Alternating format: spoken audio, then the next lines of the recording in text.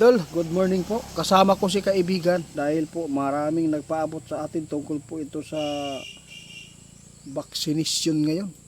Lalo na mayroon pong Nipah virus. Gusto daw nilang malaman itiit. Pwede po bang malaman safety pa ba ang tao kung magpabaksin ngayon? Mga idol, mayroon kaming mga video po doon. Pero siguro hindi kayo nakapanood sa dami nating video, baka natapunan. Ito po ang ginagawa ko.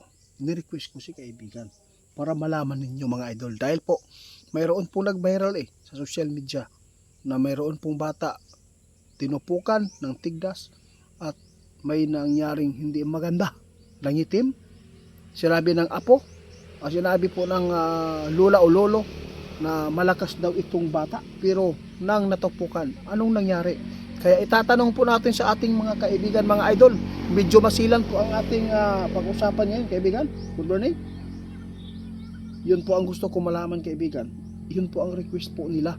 Nais po daw nilang malaman kung ano po ba ang mga impormasyon ninyo. Kahit mayroon kayo ipinapaabot na noon noong 2025 na hindi agad magpalinlang, di ba?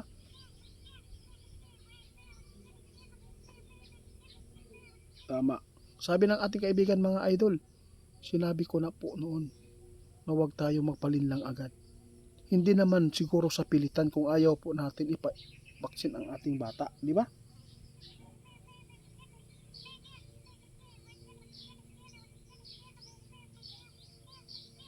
Salamat.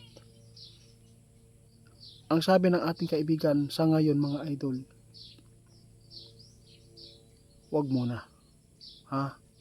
Dahil alam po ninyo, mga idol, sinabi ng ating kaibigan, tao din yan sila. Pwedeng magkamali. Walang justice ito, mga idol. Walang hustisya kung mapapaano ang ating anak.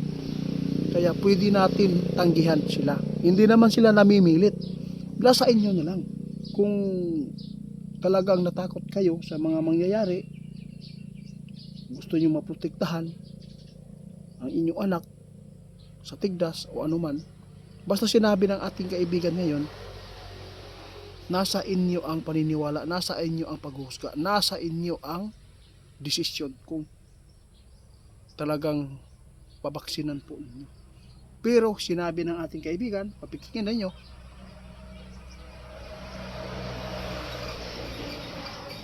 may karapatan ang magulang na hindi pipilitin na ito ay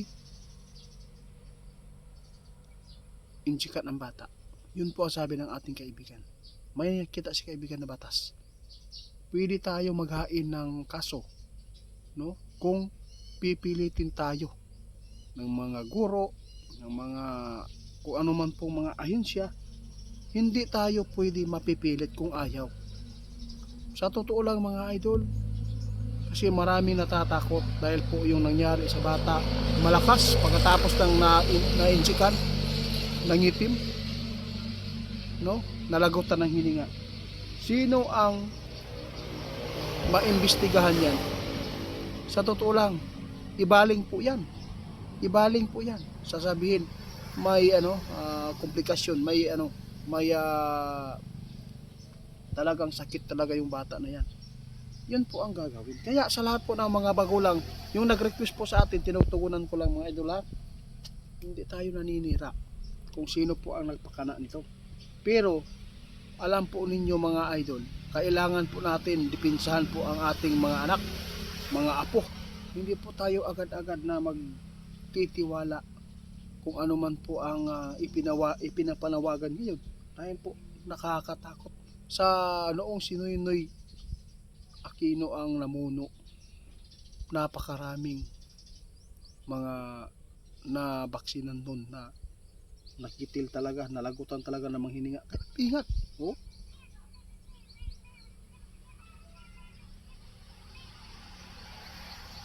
Tama. Hindi alam natin kung yun po ang binaksin po sa ating mga anak, kung ikakabuti po ba. Kaya nakakatakot po ang sinabi ng ating kaibigan. Sa ngayon, kayo na lang maghusga. Basta sinabi na ng ating kaibigan, huwag kang magpalinlang. Hindi ka naman pipilitin kung ayaw. Huwag kang matakot sa sakit. Kapag ang tao kumakain pa ng kanin, anumang pagkain sa mundong ito, talagang magkakaroon talaga tayo ng mga karamdaman. Depende po yan sa pagdala ng ating katawan. Kung hindi tayo abusado, hindi tayo agad magkaroon ng sakit. Yung mga kinakain natin, kung masustansya yan, mga gulay, hindi, magkaroon man tayo ng sakit, at least hindi tayo agad paano.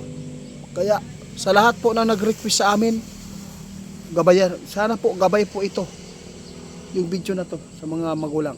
Sabi ng ating kaibigan, huwag magpalinlang. Hindi naman po yan sa pilitan. Di ba kaibigan? Tama. May karapatan tayo, sabi ng ating kaibigan. Kaya tinugunan ko po itong nagpaabot sa amin dahil po ay talagang nakikita natin. Nakakaawa po ang nasa baba. Salamat po. Paki-report kay Ghost Hunter 88 Fans. Salamat po.